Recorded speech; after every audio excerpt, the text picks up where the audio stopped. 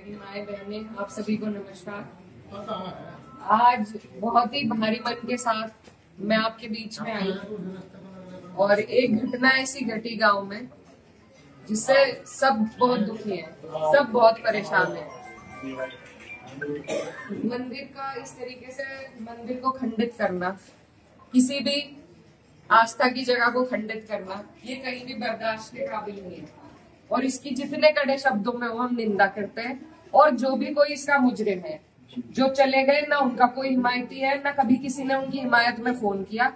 और भी कोई अगर आपको इसमें लगते हैं तो उनको भी कड़ी से कड़ी सजा मिलनी चाहिए। मेरी ये आप लोगों से बस इतनी विनती है कि यहाँ पर पूरा गांव है हमारा, हमारे पक्ष के लोग भी हैं, विपक्ष के लोग भी हैं। एक तरीका होता है आलोचना करने का, एक तरीका होता है विरोध करने का, और विरोध से किसी को आपत्ति नहीं है। लेकिन जो जिस तरीके की भाषा का उपयोग किया गया, जो चीजें कही गई धर्म के ऊपर, बिरादरी के ऊपर, महिलाओं के चरित्र के ऊपर,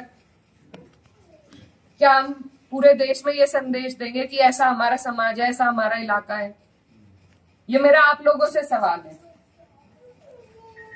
मैं जब चुनाव जीती थी तो मैं इतनी खुश थी, इसलिए नहीं कि मैं जीती, इसलिए कि मुझे सर्व समाज ने, सर्व धर्म ने, सर्व जाति के लोगों ने मुझे अपना वोट दिया था। मेरे लिए उससे बड़ी उपलब्धि जीत की नहीं थी। और हर जगह आप देखेंगे, अगर मैंने कई बार ये बात कही कि मेरे लिए सबसे बड़ी उपलब्धि है कि मुझे सबने वोट दिया, सबने अपना आशीर्वाद दिया, अपनी बेटी माना, अपनी बहन माना, और आप सभी मेरी हिम्मत हो।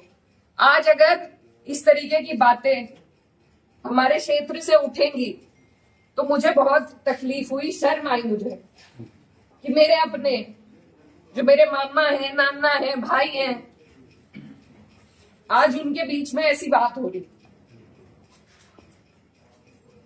और ये सिर्फ मुझे गाली नहीं है, मेरे इलाके की, मेरे समाज की, मेरे इस इलाके की जितनी भी बेटियां हैं, जो मुझे ये आके कहती थी कि दीदी हम भी आपकी तरह आगे बढ़ेंगे, हम भी आगे निकलेंगे, उन सब के कदम इससे डगमगाएंगे। और मुझे ये बात बर्दाश्त नहीं। मेरे पे तरह तरह के सवाल उठाए जा रहे हैं। मैंने कभी धर्म की राजनीति नहीं करी, कभी जात बिरादरी की भी नहीं राजनीति करी। मेरे लिए सब मेरे अपने हैं। जहां जिसे मेरी जिस वक्त समस्या होगी, जिस वक्त मेरी जरूरत होगी, मैं वहां पहुंचूंगी। मेरा परिवार बहुत सालों से, लंबे अरसे से राजनीति में है, आप लोगों के आशीर्वाद से। और हमारे वहां पर बाबूजी हुकुम सिंह जी का परिवार और हमारा परिवार लगातार राजनीति में रहा। कभी वो जीते, कभी हम जीते। लेकिन मैं आज उन्हें नमन करते हुए आपको ये बताना चाहती हूँ, कभी ऐसा नहीं हुआ कि किसी ने किसी पर व्यक्तिगत टिप्पणी करी हो, किसी ने किसी को इस तरीके की ओछी बातें कही हो। तो वो एक राजनीति का स्तर था। और आज जो राजनीति का स्तर हम लेके आ रहे हैं, मेरे काम हो सकता है लोगों को पसंद ना हो, बिल्कुल 5 साल बाद मुझे आपके बीच में आना है। मैं किसी आपकी कसौटी पे खरी नहीं उतरी, मैं वोट मांगने की भी हकदार नहीं, और आपको देना भी नहीं चाहिए। लेकिन अगर कोई आपके इलाके से कोई लड़की अगर हौसला कर रही है, आगे बढ़ रही है, तो क्या उसे गालियां मिलनी चाहिए? क्या मैं आपके समाज की बेटी नहीं हूं? ऐसी बातें रोज देख कर कि इन्होंने तो धर्म बदल लिया था, ये तो सब हमारे इतिहास का हिस्सा है। इसका जवाब मैं दे सकती हूँ या कोई और दे सकता है क्या? मुझे किसी ने कहा कि अपने पिता की तरह कभी कभी खनक आती है आवाज में, तो मैं वो बात बदल नहीं सकती। मेरे खून में शामिल है, बिरादरी भी खून में शामिल है। निकाल लो, आप निकाल लो मेरा खून। लेकिन इस तरीके से ना तो मेरे समाज का, ना मेरा सर इस तरीके से ना झुकाओ सारी दुनिया के सामने ही। मेरी आप सबसे अपील है हाथ जोड़ के। मैंने कभी नहीं कहा, कभी नहीं करी मैंने धर्म की राजनीति, ना मैं करूंगी। बहुत आसान है अगर मैं सिर्फ मुसलमानों की बात करूं, बहुत आसान है, मुझे कहीं भी नहीं जाना। हिंदू मुस्लिम सब करने बहुत आसान है, लेकिन मैं करना नहीं चाहती। आप सब मेरे अपने हो और मैं करूंगी भी नहीं। कोई कितना ही धकियाए, ये मेरी कसौटी है और पूरे 4-5 साल जो भी मेरा टाइम बचा उस पर मैं खरी उतरूंगी। मैं कभी भी इन लोगों से दब के उस रास्ते पे नहीं चलूंगी जहां ये मुझे चलाना चाह रहे हैं।